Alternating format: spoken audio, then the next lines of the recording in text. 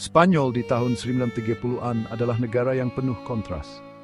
Kemegahan masa lalunya sebagai kerajaan yang memudar sangat kontras dengan kemiskinan dan ketidaksetaraan yang dialami oleh banyak orang Spanyol.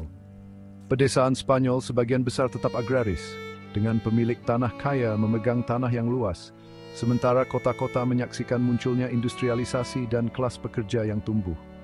Perbedaan ekonomi ini memicu kerusuhan sosial dan polarisasi politik.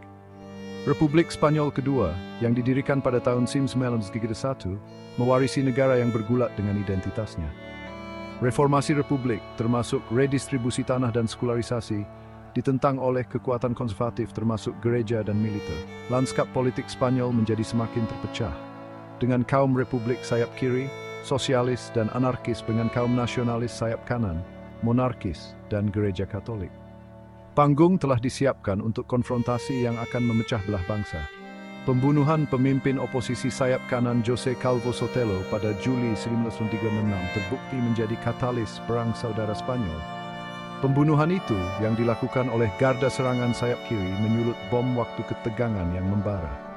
Jenderal Francisco Franco yang ditempatkan di Maroko, Spanyol, melihat peluang untuk merebut kekuasaan dan melancarkan kudeta militer terhadap pemerintah Republik. Apa yang dimulai sebagai pemberontakan militer dengan cepat meningkat menjadi perang saudara besar-besaran, mengadu domba orang Spanyol satu sama lain dalam perebutan jiwa bangsa yang berdarah. Republik Spanyol sejak awal diganggu oleh perpecahan internal. Keretakan ideologis yang dalam terjadi di antara berbagai faksi di kiri menghambat kemampuan Republik untuk menampilkan front persatuan melawan gelombang fasisme yang meningkat. Kaum sosialis yang dipimpin oleh Francisco Largo Caballero mengadvokasi transformasi revolusioner masyarakat Spanyol. Kaum anarkis yang berakar kuat di Catalonia dan Andalusia berusaha untuk membongkar negara sama sekali dan membangun masyarakat yang terdesentralisasi dan kolektif.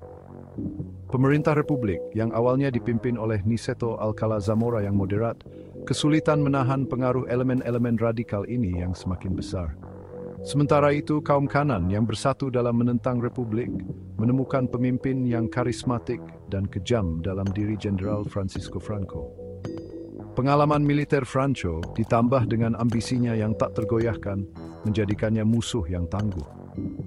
Pecahnya perang saudara semakin memperburuk perpecahan ini. Pihak Republik menjadi aliansi kenyamanan yang kompleks dan seringkali retak dengan komunis, sosialis, anarkis, dan Republik moderat berjuang bersama hanya disatukan dalam penentangan mereka terhadap Franco.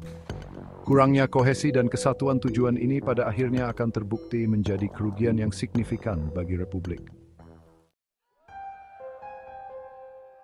Pemberontakan militer Juli 1936 mengirimkan gelombang kejut ke seluruh Spanyol. Pasukan Jenderal Franco yang dipelopori oleh tentara Afrika dengan cepat menguasai Maroko Spanyol dan sebagian Spanyol Selatan. Republik yang lengah kesulitan memobilisasi pertahanannya.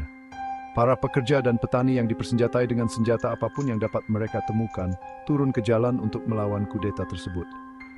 Di Madrid, Barcelona, dan kota-kota besar lainnya, pemerintah Republik diambang kehancuran. Milisi anarkis yang sangat independen dan curiga terhadap otoritas pusat manapun, merebut kendali pabrik, mendeklarasikan komune, dan menerapkan visi mereka tentang masyarakat sosialis libertarian. Pemerintah Republik yang putus asa untuk menjaga ketertiban dan dukungan rapat umum mendapati dirinya semakin bergantung pada milisi ini, yang semakin memperumit situasi yang sudah kacau. Bulan-bulan awal perang ditandai dengan kekerasan brutal dan kekejaman yang dilakukan oleh kedua belah pihak. Di daerah-daerah yang dikuasai Republik, para pastor sayap kanan, tuan tanah, dan tersangka simpatisan Franco ditangkap dan dieksekusi tanpa pengadilan. Pasukan Franco di sisi lain terlibat dalam pembalasan sistematis terhadap warga sipil di kota-kota dan desa-desa yang direbut, menargetkan siapapun yang dicurigai mendukung Republik.